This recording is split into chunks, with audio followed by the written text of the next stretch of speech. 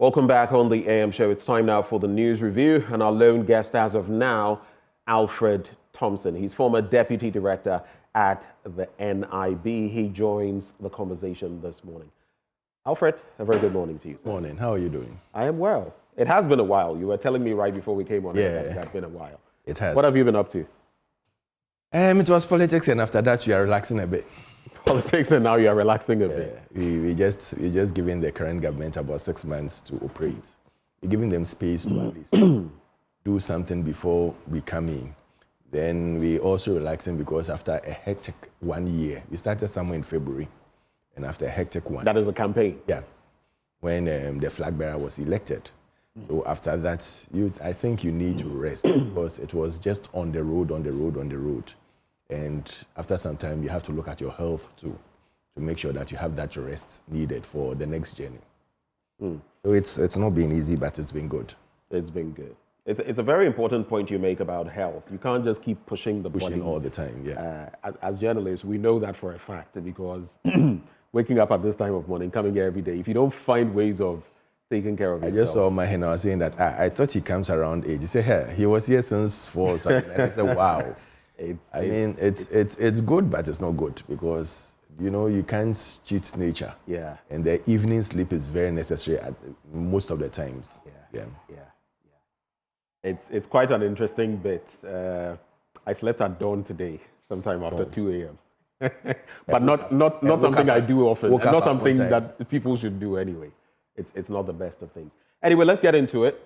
But before we get into the papers, we have a tradition here where we give our guests about a minute and a half to expatiate, to talk about something they have on their minds, a burning issue they want to talk about. What will be your issue this morning? The burning issue is about the current situation of what is happening in the country, the Galamsey menace. We had a political party going through to let us believe that at the end of the day, it's the NPP that was causing this whole Galamsey thing. Last week I was reading, or was it last week or a week before, I was reading in the... People said it was the NPP causing the Galamsey thing? Yeah, they said it's the NPP kingpins. That's why we can't stop it. And just last week or so, the Lands Minister, Honorable Amabua, is behind his or opposite his office. There we could see the Galamsey going on like no one's business. So you ask yourself... Behind whose office? The Lands Minister. Hey. Yeah, in his hometown. I see. Okay, so you mean his party office? Whether party or it's his office. Okay, I see. But the question now comes that, do we make political capital out of this? You see, when you are governing a nation, you try as much as possible not to politicize it or do propaganda, as we usually call it. Because at the end of the day, it affects everybody. Let us come together and see how we can tackle this once and for all. Because when the waters are polluted, when the forests are defaced, at the end of it all, it affects everybody. You don't know whether when they are doing it, they don't come and ask you that, when there's no water, are you NPP, so we are giving you because you did better than NDC. It's not that way. We all have to come together to correct the wrong. That is how you build a nation. And nation is not built on propaganda and lies. Nation is not built on trying to run your other opponents down. Nation is built on truth and progress and prosperity. You look at it, you bring your plan, we all strategize towards it, and we work together. Let us buy into your vision. Let us buy into your plan for the next 4 years. And that is what I expect of this government. They should stop the propagandas going on that, and they inherited a criminally run economy and everything. That will not help us. I think it's the cheapest and the most below the belt type of politics that you are doing. Come out and tell us what you inherited. Because when you look at the financial parameters, we handed over a better economy than in 2016. So are you trying to tell me that in 2016, then it's an armed robbery type of economy that we inherited? We don't want to do that. We want to make sure that before we depart this earth, we've given our children some platform to project on and make sure that we become better than the other nations. And I believe that Africa it's gotten to the time African has to transform and go faster and better than the European and other countries. We can do it. And when we make our minds that we want to do it and work together, we should be able to do it. I see. Just a quick follow-up. So you talk about the impression being created that the MPP was behind the Galamsey. I think it is. We can use the half full, half empty glass principle here. And the point being that no one would have said that solely by itself, the party, the MPP, was the cause of Galamsey. But you look at licenses that were issued within a specific period of time. In fact, if you look at just between the 1st to the 6th of January this year, before the handing over, 318 of them, not any time within the 8-year space, within such a short time, were such numbers of licenses granted. Then you look at, I had an interview with Nana Kumia of the STC, and he admitted at a point that, listen, in 2020, we came to the realization that part of why we had lost was that we were doing some work in the Galamsey-related areas, and we were punished for it. Though, if you look at it technically, that may not necessarily have been the case, per some of the data we brought to bear. Then you would have the likes of Chairman Wuntubi and his Akonta mining, and some of your party members have pointed out maybe part of why you lost, displaying bars of gold on radio, on TV, and all of that. A bar of gold, not bars. Well, it wasn't once. A bar of gold, sometimes with a huge gold necklace. No, but he always has a necklace. But if you look at those metrics and what we saw, where Erastus will go there, or Himing Tewia will go into the forest, and then they'll get calls, hey, get out, and all of that, versus everything else that we expected. Is it wrong when people say that you bear some blame for all of that? So let me give you this scenario. One, people were doing Galamsey. Then we said, let them go through the right route. So you issue license to them and you monitor them. If within a space of even 1 month, people have gone through the process and they need to be issued maybe 300, 400, 500 licenses, do we say that, oh, because we have lost elections or because it's an election year, we shouldn't give them the license and allow them to go and do the wrong thing? Is that what we want as a nation? These are the questions. These are the questions. 6 days to handing over. For some reason, you had to rush through 380. You didn't rush through it. It's a process. I see. It's a process. It doesn't take one day. And you can. I believe the Minerals Commission CEO has been here several times, and he explains how the process works. And it takes time. I strategically went through one of it. I didn't want the license to do anything, but I wanted to see how it works. And they took me through the whole process. When I got to there, I said, seriously speaking, I don't see myself going to do mining or whatever you call it, as we term it, Galamsey. So I just wanted to see how it is. So when you are talking about it, you understand and appreciate. They go, they look for the place, they give you every necessary step that you should take. Let us not, when you look at the total number of licenses that were withdrawn and those that are working, you realize that we didn't give much. We didn't give much. You gave 2,000 plus. So far, how many licenses have been given ever since? Within the period that you served. You should look at it. In fact, I have the data. No. Yeah, so you can read the data out. We should look at it in entirety. I can pick it up, but I'm saying I can also pick it up from my phone, but we should look at it in entirety. Preceding this NPP's administration, the past NPP administration, there were actually just double digits and then hundreds. In fact, when you took over from the erstwhile administration, I can fish it out because I've used it for my blunt thoughts before. And then all of a sudden, we got into I think there was, I don't know whether there was up to 1,000. The total given, then this time round, the total given as against the revoked ones, when you plus and minus, it's not even up to 800. I see. Plus and minus. Because when people are not doing the right thing, you revoke it. So all these things go into play. I'll check on the active licenses. I'll get to that page and then whatever But whatever it is, at the end of the day, we shouldn't do partisan politics with it. And that is what is worrying the current government, because they were pushing people to go on demonstrations, even stopping hospitals from working, because they felt that it was their time to use this Galamsey to get out this government. You've ousted them and look at it. Now, now we are believing that it's even becoming worse. For a minister to come and tell us that, 9 out of how many forest reserves are a no-go area for the government, it leaves much to be desired. I want to let go of the issue, but if you say they are no-go areas, we've seen areas where even the military are outgunned, places where under the MPP's administration, you didn't go either. So we didn't go how? We went there. That's why you're saying we went there. We went everywhere. To the point where Forestry Commission staff were even afraid to go into certain places because if they went there, you don't use Forestry Commission staff. You don't use Forestry Commission staff to go there. I'm just using them as an example. Yes. That if Forestry Commission staff alone are afraid to go into areas where they are supposed to protect, what does that tell you? Well, let's move the conversation forward. Where were you when the people were entering? When you are at post and someone can't enter, but when they enter your house and they take over, now you want to come and take over from them. Right. So people should sit up and work. All right. As for the work, definitely everybody must work so that we get to where we want. But let's get into the papers now, and I'll start with the Daily Graphic newspaper. Yeah. President Mahama begins a visit to Alliance of Sahel States, makes first stop in Mali.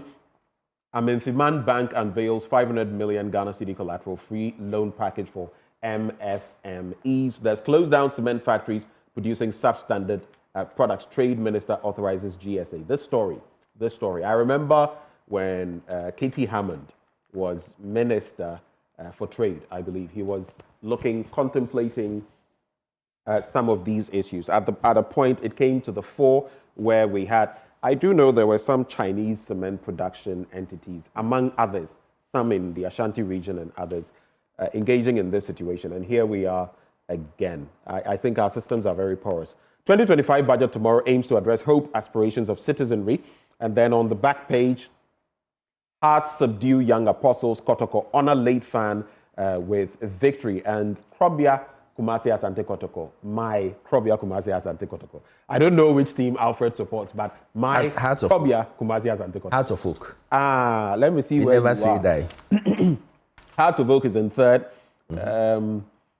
Okay, let me see the point log. 36 points and 37. And your Krobia as well. Oh, we are first with 37. We've all played 20 matches season, each. Yes, don't worry. We've all played 20. This season. Next season we'll take over.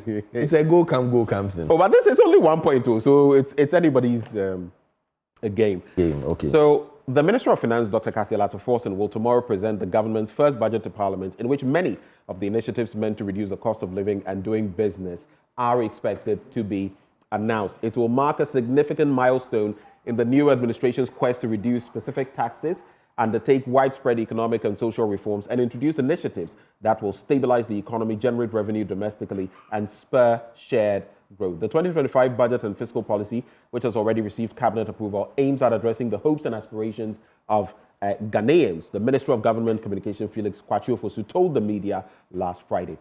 The upcoming budget is expected to provide a comprehensive assessment of the country's economic situation, with particular emphasis on what the current administration inherited from its predecessor. And that's a crucial point. I'll not get into it. It's a long read, but we also know that he was visiting Kayaye and other traders at the Makola market in recent times, getting their thoughts on the pinch they are feeling and what their expectations are.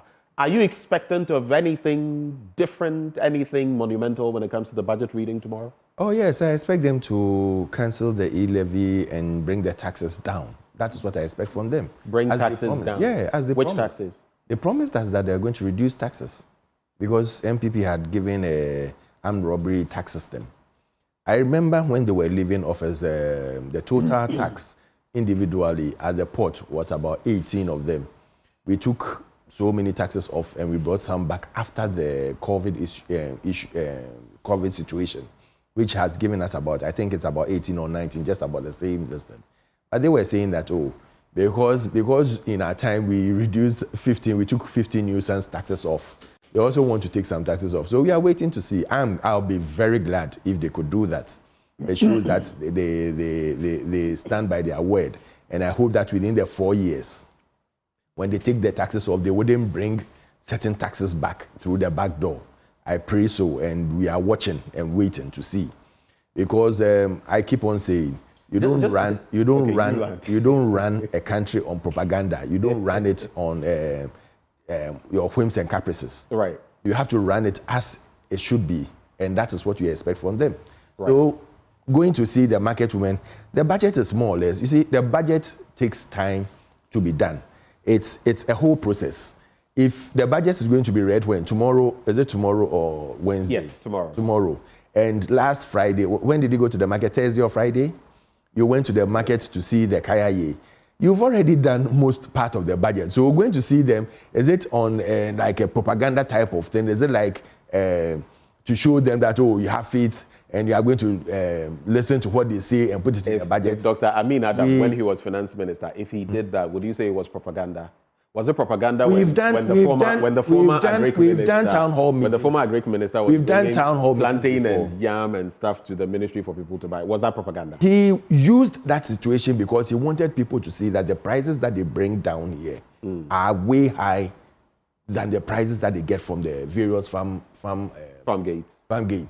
So he wanted people to see. It wasn't propaganda. He wanted people to see, and that is practical. I'm only asking as you much something. as no, you think as that much was as, not propaganda, as much but as this is propaganda. As much as I felt that, listen, we had all these what do you call it, the yellow kiosks, the food and the Ghana Food Distribution Company.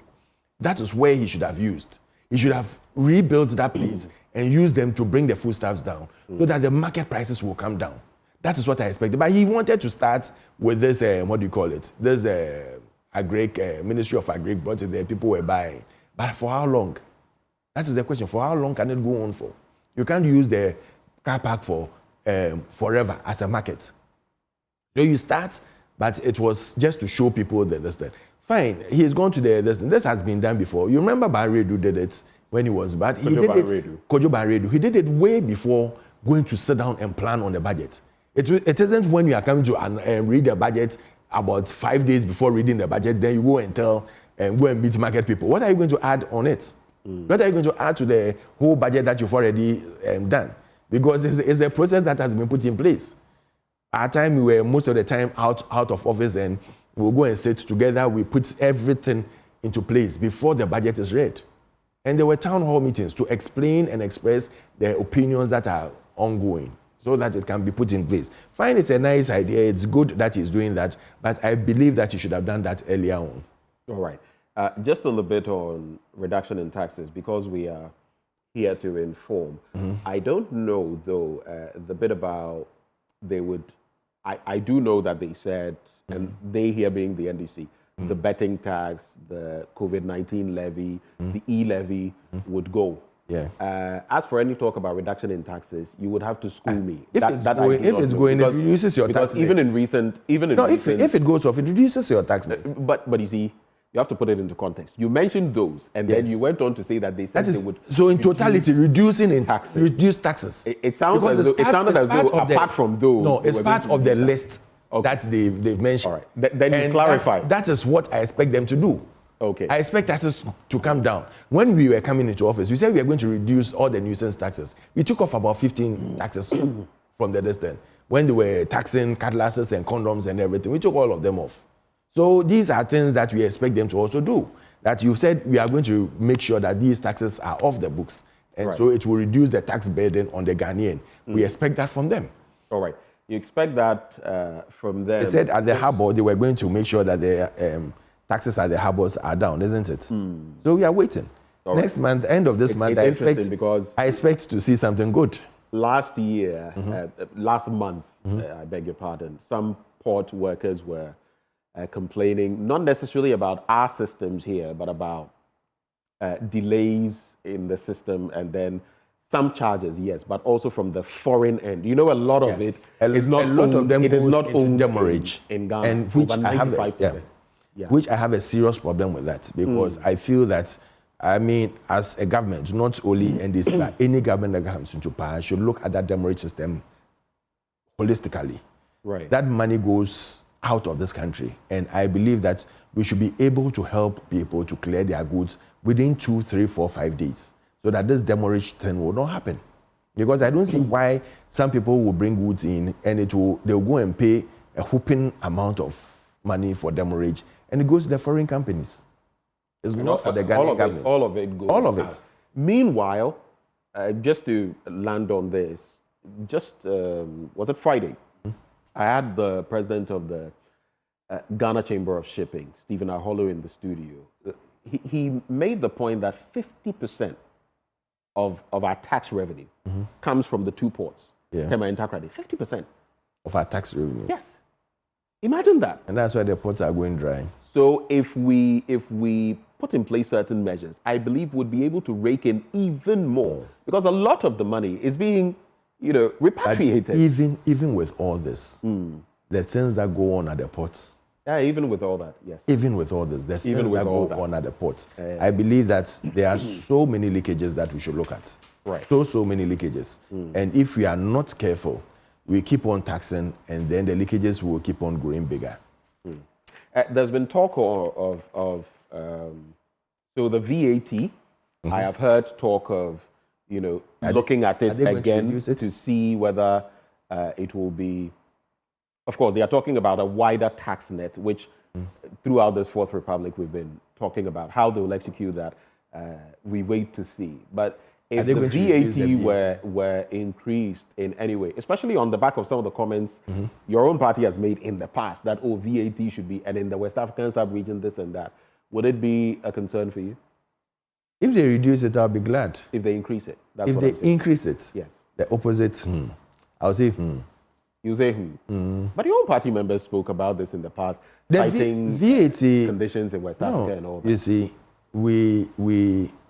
to get your system running, to tell you the truth, and NPP has always been advocating this, to get your system running and running well, it's not the taxes that will do it for you. The lesser the taxes, the more business friendly you become. The lesser the taxes. And that is why we wanted to move from taxation to production. We started it, but somewhere along the line, when all these global economic challenges came in, we fell off. But it's not too late to start all over again. I believe that if we want to grow globally, if we want to get a lot of things done, if we want to get so many people coming into the tax bracket, we should be able to make taxation very easy to calculate and understand and appreciate, and very accessible for everybody.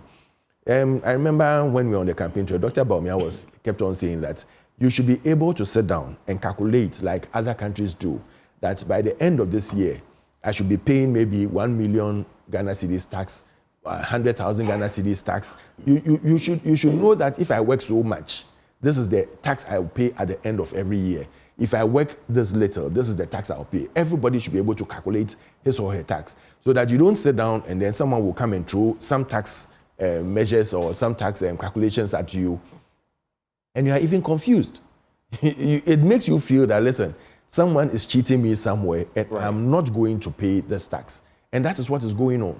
So we need to, and especially the GRA boards now, the new boards, should be able to come out and tell us that this is how we calculate the tax. This is what you should expect. This is how you can sit in your house and calculate the tax that you should be paying, your PAYEs and all those things, and other taxes that you should pay on your goods and services. I should be able to import a car and know that by the time the car gets to the port, I should have about 10,000 Ghana cedis, 20,000 Ghana cedis ready to pay for the duty and all other taxes that are involved. And that is what I expect this government to take up. It's a good thing that Dr. Bawumia was looking at, and I don't think they should throw it under the car or under the bucket because they think that it's coming from the opponent who was a presidential candidate. Right. Let us help build this country. It's not for us, it's for our children and our children's children. So good ideas should be put on board. Let us all look at it and let us see how best we can help to make sure that it works and works well for all of us. All right.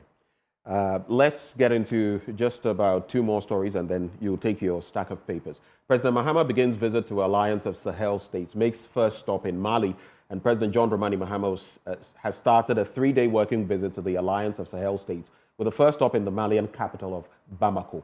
Last Saturday's visit centered on discussions related to strengthening bilateral relations, addressing regional security concerns, and fostering mutual economic growth for the West African states. Discussions also focused on reviving the stalled technical joint cooperation framework initiated in 2011 to address existing trade and diplomatic bottlenecks. The president and his delegation were warmly received at the airport by Mali's transition president, General Assimi Goïta, and some state officials and the Ghanaian community in Mali before their meetings in the presidential palace. What do you make of this attempt at, wooing those brothers and sisters from neighboring countries who have left the ECOWAS. Now it's official. They've moved out. They say, the saying is that ECOWAS is weaker without them, and they are trying to trade within themselves, military cooperation and all that. Good move? Isn't it too early? Too early. Too early. So we should have waited? You have a nation to fix. I see. Then when you finish, you can move out. Not deal with SMO. You need them all right. But it's too early. That is why you took... Actually, he has taken a special envoy for the Sahel country. Yes. So let the person work whilst you focus on making sure that you've built your nation. But this is a joint effort. No, right? It's a different thing having the envoy do anything versus having the president at that level interact with them. And you can see part of that from when at his inauguration, when he was being, I've forgotten the term we use for that. When he was taking the presidential oath, you would find the Burkinabe leader here. The one with the gun. Traore. Yeah. The one with the gun? The one with the gun, yes. On the one with the gun. That was not stopped? Okay. But you know what the explanations that were given, right? Is it the security protocols they went through before allowing him to go? He's a military leader. So if I'm the military right now, as the commander-in-chief of the, chief of defense staff, can walk to the stage or walk to President There's a difference. Mohammed's He's a military office. leader from another country. No, but it's not acceptable. Okay. Otherwise, don't come to our country, period. I see. You cannot carry a gun to the stage of the certain president. Well, and display it on you. The security details, they had lapses they looked and they at should the accept it. They had lapses, the security had lapses, and they should accept it. That no, it is not acceptable. Next time it won't happen. That is what they have to do, not to give us excuses. All right. But let's get back to the point of the main point. Bringing them back. You see, say it's too early. It's too early because I feel that you just took office. It's less than even 3 months or so that you took office. The budget has not even been read. You have to put your country on the trajectory that we all believe that you should put it on before you start looking out of the box. Let us see within the box what we have to fix. Put it in the right place. You sit down today and almost every now and then lights are going off. People are complaining that there is so much doomsaw in this country. And the doomsaw is so synonymous to the name of Muhammad that as soon as he came back, doomsday started. Oh, wow. Oh, yeah. It wasn't that bad. It wasn't that bad. No, it wasn't. I mean, let's be. No, I'm telling you the truth. Let's be. Was it that bad? Okay. Before he took over office, was it that bad? I can tell you for a fact that it was worse where I am. But we must also be factual, okay? For me, for maybe... Where do you stay? I can't reveal that for security reasons. In fact, I've moved recently. Oh, but after the Sahel person taking the gun, you have security reasons for that. Well, I have my security reasons. I am not. But the point being that, to be fair, there were many more places last year that were seeing power outages.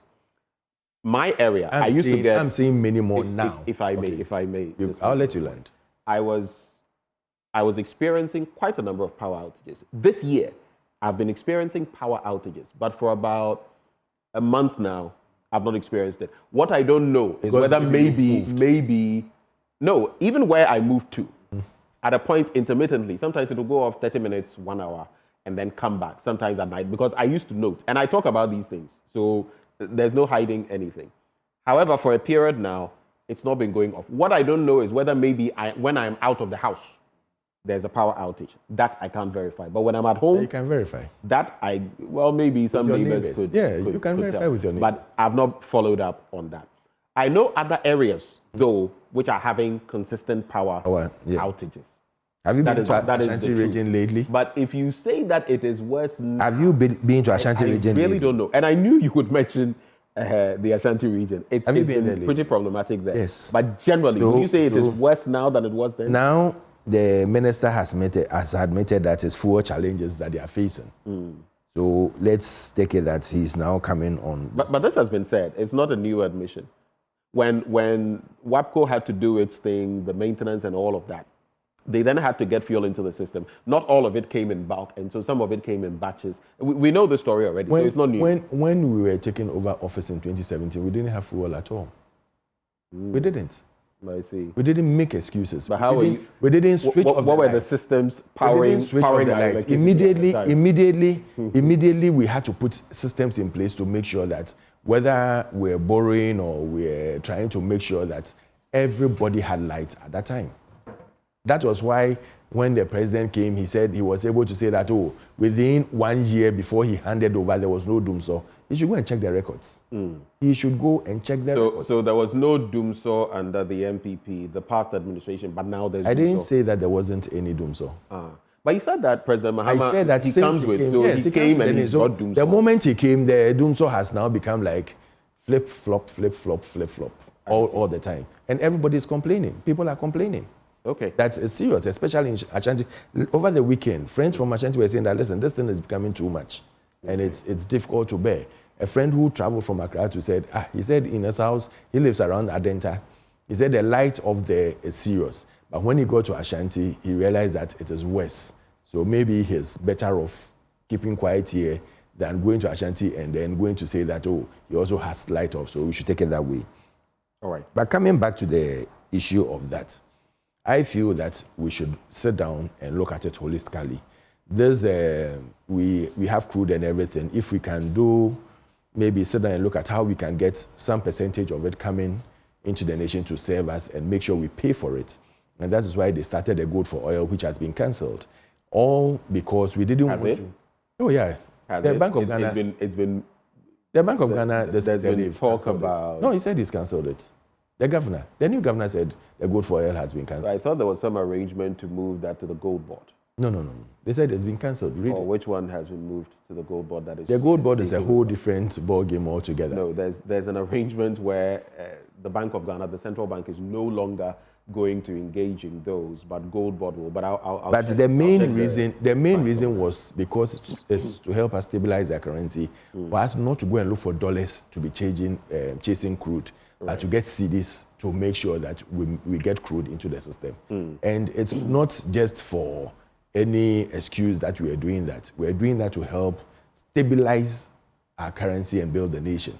Because there were serious challenges when the fluctuation in the currency started. Right. And it was able to stabilize it. Right. And so you build upon it. You look at where the loopholes are and build upon such innovation. You don't rather go and then cancel it because you feel that it was brought in by someone else. So let us put it off. And I think we should, should look at it. Fiman Bank unveils 500 million Ghana Cedi collateral free loan package for MSMEs. This is good news. And I think I'll just pause there so that you can do your stack of papers.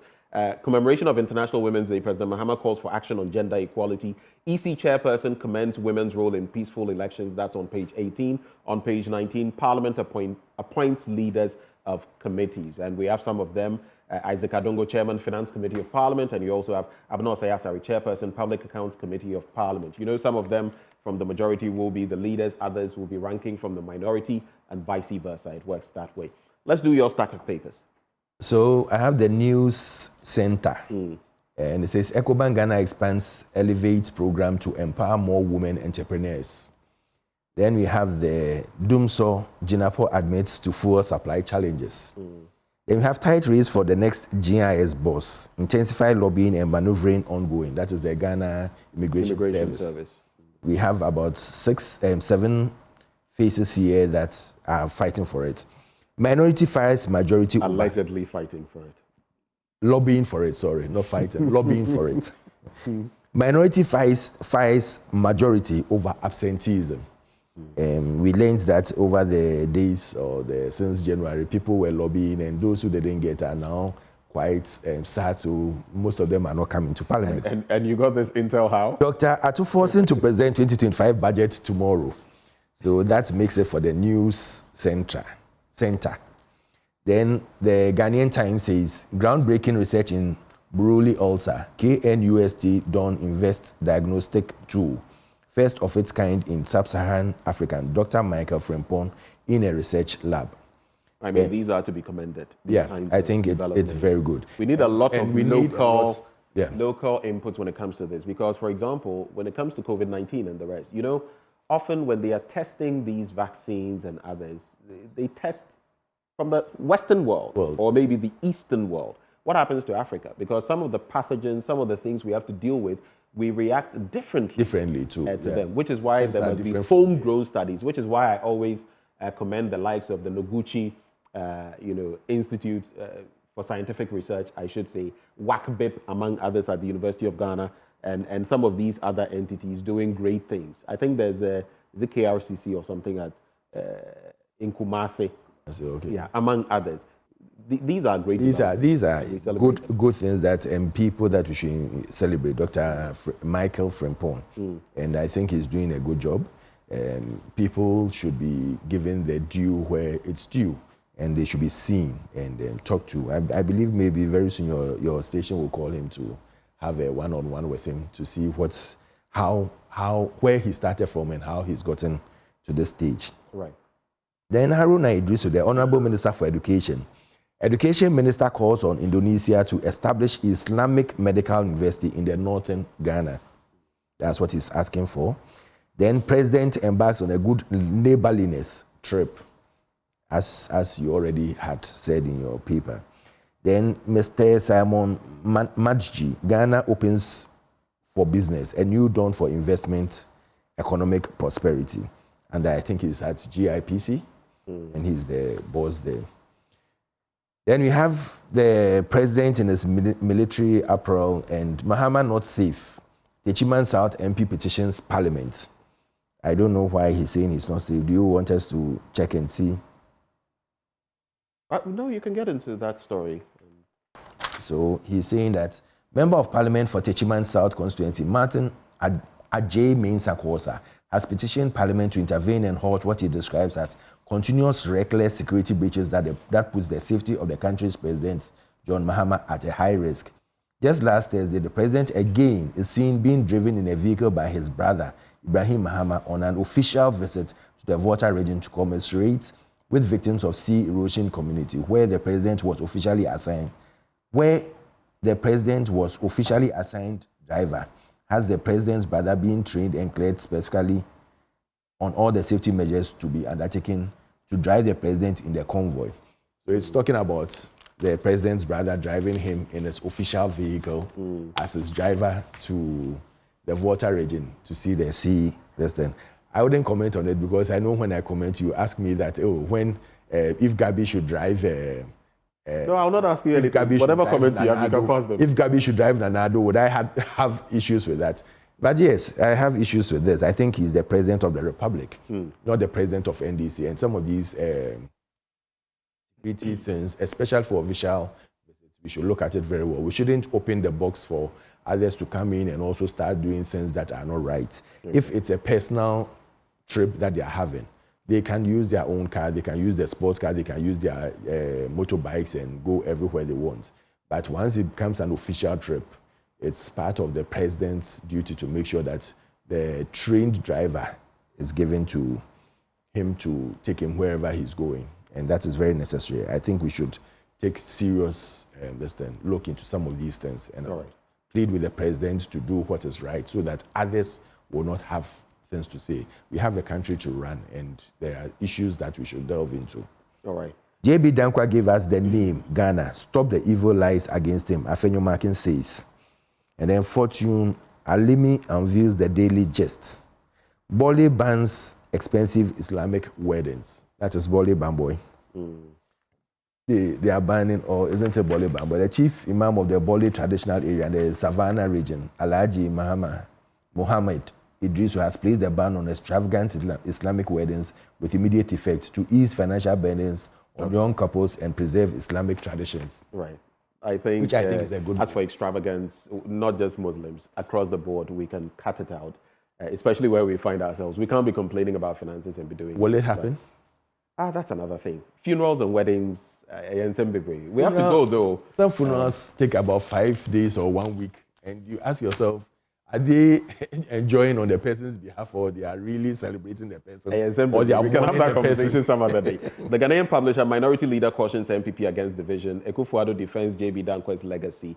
And there's also Honorable Abna Osei-Asare, first female chairperson of the PAC, the Inquisitor, NSS payroll scandal, ghosty Gifty detained. But let's allow the moves to be completed, and then we'll get into that. And then the custodian, one of the stories there, Dumso torments Mahama's government. Well, we have the to same go. Dumso. Pardon me. The same Dumso. I don't know which Dumso, other Dumso. But just to leave you, you mentioned the mining license issue. 1988 to 2008, the number was 40. 2009 to 2016, 59. 2017 to 2025, 2,151. We can get into that later. A very happy birthday to Mama Adelaide Ekia Abrefinate. Adelaide Ekia Abrefinate. You are just a breath of fresh air. Everywhere you go, there's positivity, there's goodness. We love you and we celebrate you on your birthday today. Happy birthday to you, Mama Abrefi. And I'll be celebrating you one more time later on the show. But the guest this morning, Alfred Thompson, former Deputy Director of the NIB, he joined me for a conversation. Thank you, sir. Thank you for very joining much. me. And hope to see Up you. next, we have sports with Muftau Nabila Abdullah. You don't want to miss it. Stay.